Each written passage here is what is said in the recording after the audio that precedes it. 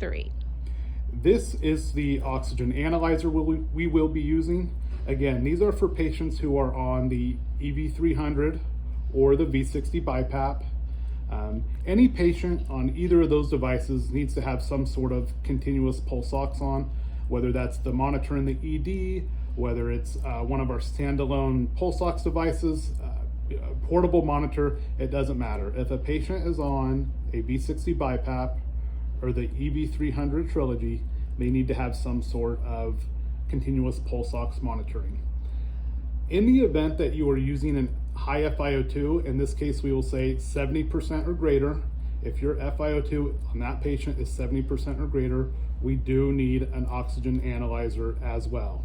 Now, if you are using an FiO2 below 70, you do not need this device. This device is only necessary when you are using an FiO2 of 70% or greater.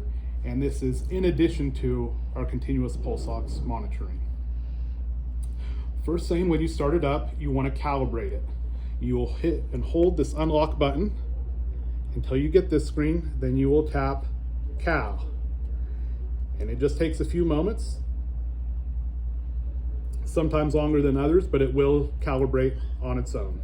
So again, we're done, 20.9, that's close enough. How do we set our alarms? So again, we will hit that unlock button. I'm going to hit the up arrow for my high alarm. And you can see that 40 there in the bottom. I'm going to begin raising that up. So we're just going to pretend that I have a patient who is on 80% FiO2 and 3 to 5 above and below is what we are going to go with. So if I have a patient that is on 80% FiO2, I am going to use a high alarm of 84. Again, I need to set my lower alarm, so I'm going to lock. I'm going to press and hold that unlock again. Now my lower alarm, I'm going to bring up to, and again, it's alarming because I do not have this in line. We are not giving, we are not giving 70 or 80% FiO2 right now, so it's going to alarm at me.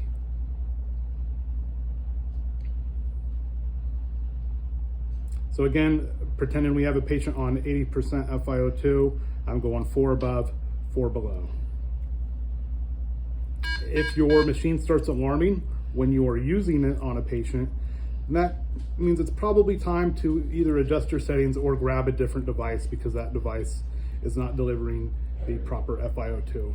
It is a very rare problem. As far as I know, it has not happened with machines in the United States, but it is a known problem. There is an active recall out on the Philips EV300 and the Philips V60 BiPAP. So until that recall has been settled, we do need to use the oxygen analyzer if we are using one of our devices at an FiO2 of 70% or greater.